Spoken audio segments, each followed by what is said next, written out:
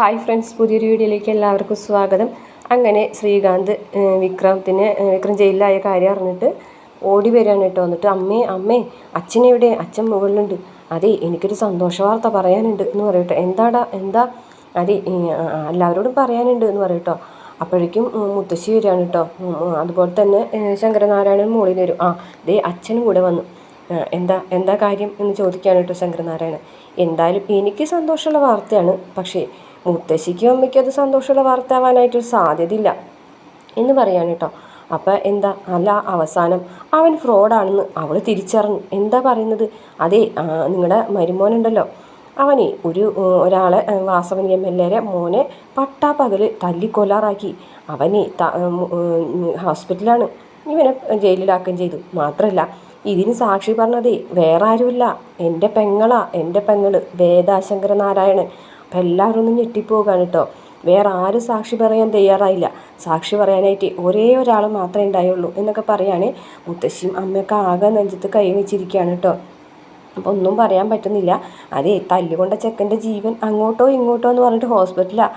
എന്തായാലും അവൻ മരിച്ചിട്ടുണ്ടെങ്കിൽ ഇത് കേസ് വേറെയാവും. എനിക്ക് സന്തോഷമുള്ള കാര്യം തന്നെയാണ്. അമ്മ വേണമെങ്കിൽ വിളിച്ച് ചോദിച്ചോ, പക്ഷെ അവളുടെ മനസ്സ് മാറ്റാനൊന്നും നോക്കരുത് കേട്ടോ. സാക്ഷി പറഞ്ഞെന്ന് വിചാരിച്ചിട്ട് ഇനി അവളെ കൊണ്ട് മാറ്റി പറയിക്കരുത്. എത്രയും പെട്ടെന്ന് അവളെ തിരിച്ചു കൊണ്ടുവരാനുള്ള വഴി നോക്ക് എന്ന് പറഞ്ഞ് ശ്രീകാന്ത് അവിടെ നിന്നും പോകും. പിന്നീട് കാണിക്കുന്നത് കമലാമ്മനെയാണ് കേട്ടോ. കമലാമ്മനെ ശ്രീജിയും അതുപോലെ തന്നെ നന്ദിനിയും ഒക്കെ ആശ്വസിപ്പിക്കുന്നുണ്ട്. നന്ദിനിയാണെന്നുണ്ടെങ്കിൽ ഇടയ്ക്കിടയ്ക്ക് ഓരോന്നും കുത്തി പറയുന്നുണ്ട്. എന്നിട്ട് നന്ദിനി പറയുന്നുണ്ട്, അല്ലെങ്കിലും നന്ദിനിയല്ല കമലാമ്മ പറയാണ്, ഞാൻ എൻ്റെ മോളെ പോലെയാണ് അവളെ കരുതിയത് എന്ന് പറയും കേട്ടോ. അപ്പോൾ പറയും, മോളെ പോലെയല്ല, മോളായിട്ട് തന്നെയാണ് അമ്മ കരുതിയത്. ഞങ്ങളെ രണ്ടുപേരെ സ്നേഹിച്ചതിനേക്കാളും കൂടുതൽ അമ്മ അവളെ സ്നേഹിച്ചു എന്നൊക്കെ പറയാം കേട്ടോ. ശ്രീജ പറയും, നന്ദിനി ഒന്നും മിണ്ടാതിരിക്കുകയെന്ന് പറയും. അപ്പോഴേക്കും ഓട്ടോ വന്ന് നിൽക്കണ ഒച്ചേക്കുമ്പോൾ നന്ദിനി ഓടിപ്പോവുകയാണ്. എന്നിട്ട് വേദയുടെ അടുത്തേക്ക് ചെല്ലുകയാണ്. അപ്പോൾ വേദനോട് ചോദിക്കണം, മൊഴി കൊടുത്തിട്ട് വരികയാണോ എന്ന് ചോദിക്കണം. അതെ, അത് കൊടുക്കാനാണല്ലോ പോയത് എന്ന് പറയും കേട്ടോ. അപ്പോഴേക്കും നന്ദിനി പറയും, നീ ആരാണെന്നാണ് വിചാരം? നീ വല്ല സത്യവതിയാണെന്നാണോ വിചാരം? അല്ല, ഞാൻ സത്യവതിയല്ല എന്ന് പറയും കേട്ടോ. അതെ, ഞാനൊക്കെ എൻ്റെ ഭർത്താവിന് എന്തെങ്കിലും ഇതുപോലെ എന്തെങ്കിലും തെറ്റ് ചെയ്തിട്ടുണ്ടെങ്കിൽ ഞാനിതുപോലെ സാക്ഷിയൊന്നും പറയില്ല.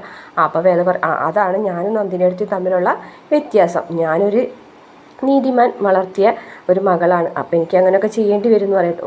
ആ നീതിമാനും അങ്ങനെ മോനും കൂടിയിട്ടാണ് ഈ വിക്രത്തിനെ കൊല്ലാൻ നടക്കുന്നത്. അത് നീ മറക്കണ്ട എന്ന് പറയുമ്പോൾ ഒന്നും നിൽക്കണം കേട്ടോ വേദ. അതിനുശേഷം വേദ അകത്തേക്ക് വരികയാണ്. അകത്തേക്ക് വന്നിട്ട് കമലാമ്മനെ നോക്കുകയാണ് കേട്ടോ. കമലാമ്മയാണെന്നുണ്ടെങ്കിൽ വളരെയധികം ദേഷ്യത്തോട് കൂടിയിട്ട് ഒരു പകയോട് കൂടിയിട്ട് നമ്മളെ വേദന നോക്കുകയാണ്. എന്നിട്ട് വാതിൽ വലിച്ചടയ്ക്കുകയാണ് കേട്ടോ. പെട്ടെന്ന് വേദയ്ക്ക് അങ്ങ് വല്ലാതായി പോവുകയാണ് കേട്ടോ. വേദ അവിടെ നിന്ന് പൊട്ടിക്കറിയാണ്. അപ്പോൾ നന്ദിനിയാണെന്നുണ്ടെങ്കിൽ അടുത്ത് കൂടി നിൽക്കുന്നുണ്ട് കേട്ടോ. എന്നിട്ട് വീണ്ടും നന്ദിനി വേദനയെ പരിഹസിക്കുകയാണ് കേട്ടോ. നീ എന്തായാലും ചെയ്തത് വളരെയധികം മോശമായിപ്പോയി. എന്തായാലും നിനക്ക് കിട്ടാനുള്ളത് കിട്ടും എന്നൊക്കെ പറഞ്ഞിട്ട് നന്ദിനി അവിടെ നിന്ന് പോവുകയാണ്. പിന്നീട് കരഞ്ഞ് വേദ അവിടെ നിന്ന് പോകും. പിന്നീട് കാണിക്കുന്നത് രാത്രി ആയപ്പോൾ സമയത്ത് വിക്രം ഇങ്ങനെ ഇരിക്കുകയാണ് കേട്ടോ. അവിടേക്ക് സാബു എസ് ഐ വരികയാണ് കേട്ടോ. അപ്പം മറ്റുള്ള പോലീസുകാരും പറയുന്നുണ്ട്, ഈ ലീവിലായ സാറ് വരുന്നുണ്ടെങ്കിൽ എന്തെങ്കിലും കാണും എന്ന് പറയും. അപ്പോൾ എല്ലാവരും എഴുന്നേറ്റ് ചെല്ലുകയാണ് കേട്ടോ. എന്നിട്ട് ചോദിക്കും, വനിതാ എസ് ഐ എവിടെയെന്ന് ചോദിക്കും കേട്ടോ. അപ്പോൾ ഒരു സ്ത്രീ വരുന്നുണ്ട് കേട്ടോ. എല്ലാവരും കൂടെ ഒന്ന് പുറത്തിറങ്ങി നിൽക്ക്. സാർ എന്താ ഉദ്ദേശിക്കുന്നത്? അതെ, ലോക്കപ്പിലുള്ള പ്രതി ആത്മഹത്യ ചെയ്യുമ്പോൾ ഒരു ശബ്ദം കേട്ട് നിങ്ങൾ പുറത്ത് പോയിരിക്കുകയായിരുന്നു എന്ന് പറഞ്ഞാൽ മതി എന്ന് പറയും കേട്ടോ. സാർ എന്ന് പറയും കേട്ടോ. നിങ്ങൾ പോടോ, എന്താ നിങ്ങളോട് പ്രത്യേകം പറയണമെന്ന് രണ്ട് പോലീസുകാരോട് ചോദിക്കുമ്പോൾ SI അവിടെ നിന്ന് വരികയാണ് കേട്ടോ. എന്നിട്ട് പറയും, അവരോട് പറയണ്ട, പക്ഷേ എന്നോട് പറയണം എന്ന് പറയാൻ കേട്ടോ. അപ്പോൾ വേറൊരു പോലീസുകാരുടെ സാബുവിൻ്റെ ദേഷ്യത്തോടു കൂടി നോക്കുകയാണ്. നീ എന്താ അവനെ നോക്കുന്നത്? അയാൾ ഞാനിവിടെ ഇല്ലയെന്ന് പറഞ്ഞതിനാണോ? സാബു, എനിക്ക് എത്ര ദിവസം ലീവുണ്ട്? നാളത്തെയും കൂടി ഉണ്ട്. ആണോ? എന്നാലേ സാബു ഒരു കാര്യം ചെയ്യും. സാബു പൊക്കോ, പോയിട്ടേ നാളെ വന്നാൽ മതി കേട്ടോ. ലീവൊക്കെ കഴിഞ്ഞിട്ടേ കയറിയാൽ മതി എന്ന് പറയുകയാണ്. ഇവിടുത്തെ കാര്യങ്ങൾ തൽക്കാലം ഞാൻ അന്വേഷിച്ചുകൊണ്ട് സാബുവിൻ്റെ ആവശ്യം ഇവിടെ ഇല്ലയെന്ന് പറയും കേട്ടോ. അപ്പോൾ സാബു ആണെന്നുണ്ടെങ്കിൽ മീശ വിരിച്ചിങ്ങോട്ട് വിക്രത്തിന് നോക്കുകയാണ് കേട്ടോ. അപ്പോൾ വിക്രം അതേപോലെ തന്നെ മീശ വിരിച്ച് സാബുവിനെ നോക്കുന്നുണ്ട്. അപ്പോൾ സാബു പോയി കഴിയുമ്പോൾ പറയും, അയ്യോ വേണ്ടായിരുന്നു സാറേ, അദ്ദേഹം ആശിച്ചു വന്നതല്ലേ. എന്തായാലും മടക്കി പറഞ്ഞയച്ചത് ശരിയായില്ല. എടാ, നിന്നോടുള്ള ഇതുകൊണ്ടൊന്നുമല്ല ഞാൻ അവനെ മടക്കി പറഞ്ഞയച്ചത്. അതെ, പിന്നെ എൻ്റെ കരിയറിൽ എനിക്കൊരു പ്രശ്നം വരാൻ പാടില്ല. അതുകൊണ്ടാണ്. നിൻ്റെ അമ്മായിച്ചനെ കോടതിയിലാണ് നാളെ നീ ചെന്ന് നിൽക്കാൻ പോകുന്നത്. സാക്ഷി പറയുന്നത് നിൻ്റെ ഭാര്യയും, നീ ഓർത്തോ എന്ന് പറഞ്ഞിട്ട് അവിടെ നിന്ന് SI പോകാൻ കേട്ടോ. പിറ്റേ ദിവസം രാവിലെ ആയിട്ട് കമലാമ്മ ഭക്ഷണം കഴിക്കണില്ല, കുളിക്കണമൊന്നുമില്ല, അങ്ങനെ നിൽക്കുകയാണ്. അപ്പോൾ വിശ്വൻ അങ്ങനെ വരികയാണ് കേട്ടോ. അപ്പോൾ വിശ്വത്തിൻ്റെ അടുത്ത് ചെല്ലുമ്പോൾ ഓടി ചെന്നിട്ട് കമലാമ്മ ചോദിക്കുകയാണ്, വിശ്വം എന്തായി, നീ അന്വേഷിച്ചോ എന്നൊക്കെ ചോദിക്കുകയാണ് കേട്ടോ. ഞാൻ പോയിരുന്നു, കണ്ടോ, അവനെ കണ്ടോ? ഇല്ല അമ്മേ, കാണാൻ സമ്മതിച്ചില്ല എന്ന് പറയാൻ കേട്ടോ. കരയാണ് കമലാമ്മ അത് പറയുന്നത് കേൾക്കുമ്പോൾ. എന്തായാലും ഇനി എന്തെങ്കിലും നമുക്ക് ചെയ്യാൻ പറ്റുമോ മോനെ എന്നൊക്കെ ചോദിക്കാൻ കേട്ടോ.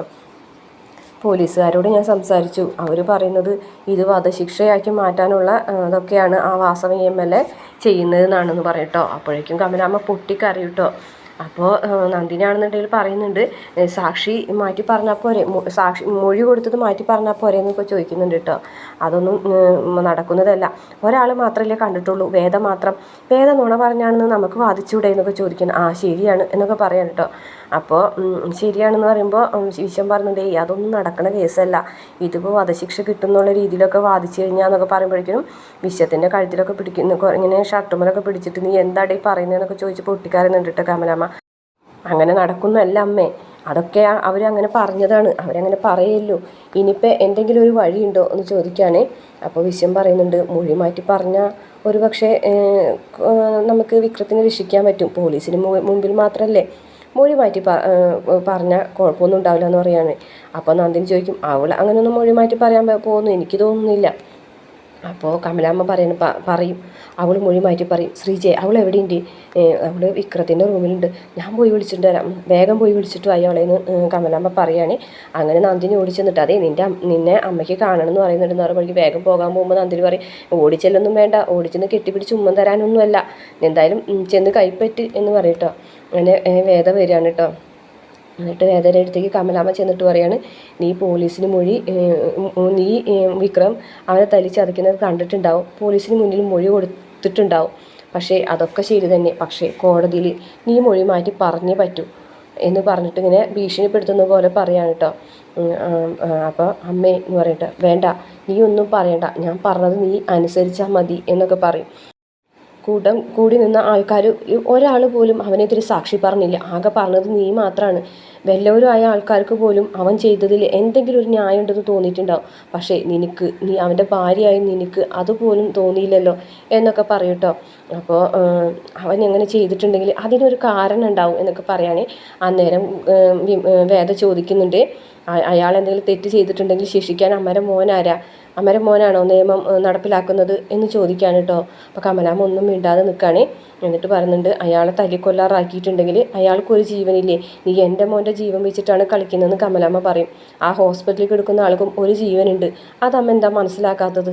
ഇങ്ങനെ തെറ്റുകൾ ചെയ്തതിന് ശേഷം പിന്നീട് അതിൽ ന്യായം ഉണ്ടെന്ന് പറയുന്നതിൽ എന്തർത്ഥമാണുള്ളൂ എന്നൊക്കെ വേദ ചോദിക്കുകയാണ്.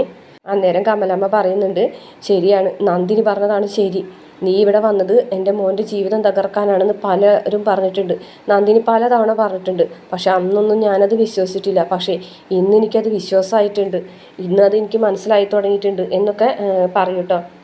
അന്നേരം നന്ദിനിയാണെന്നുണ്ടെങ്കിൽ പറയുന്നുണ്ട് കേട്ടോ, ഇതൊക്കെ കോടതിയിൽ വാദിക്കാൻ പറ്റില്ല, കോടതിയിൽ വേറെ ആൾക്കാരെ വെച്ചിട്ട് നീ പറഞ്ഞത് കള്ളസാക്ഷിയാണെന്ന് പറഞ്ഞ് വാദിക്കും എന്നൊക്കെ പറയാൻ കേട്ടോ. അപ്പോഴേക്കും മാഷ് വരികയാണ്, എന്നാൽ നന്ദിനി പോയിട്ട് കോടതിയിൽ പോയി വാദിക്കി എന്ന് പറയാൻ കേട്ടോ. അപ്പോഴേക്കും നന്ദിനി ഇങ്ങനെ ഒന്ന് ആകെ ഇതായിട്ട് മാറി നിൽക്കുകയാണ് കേട്ടോ. അപ്പം മാഷ് പറയുന്നുണ്ട്, അതെ ഒരു കാര്യം പറഞ്ഞേക്കാം, വേദ പോലീസ് സ്റ്റേഷനിൽ പോയി മൊഴി കൊടുത്തതും പോലീസിന് മുന്നിൽ മൊഴി കൊടുത്തതും ആ കുട്ടി കണ്ട കാര്യമാണ്. ആ കുട്ടി കണ്ട കാര്യം മൊഴി കൊടുക്കുന്നതിൽ നിങ്ങൾക്കെന്താ നഷ്ടം? ആ കുട്ടി കണ്ട കാര്യമല്ലേ പറഞ്ഞിട്ടുള്ളൂ. പിന്നെ അവൾക്ക് എന്ത് ചെയ്യണം എന്ത് ചെയ്യണ്ട എന്നുള്ള തീരുമാനിക്കാനുള്ള അവകാശം സ്വാതന്ത്ര്യം അവൾക്കുണ്ട്. ഇനി ഇക്കാര്യത്തിലൂടെ ഒരു ചർച്ച വേണ്ടെന്ന് പറയുന്നത് കാണിച്ചുകൊണ്ട് ഇന്നത്തെ എപ്പിസോഡ് അവസാനിക്കുകയാണ്.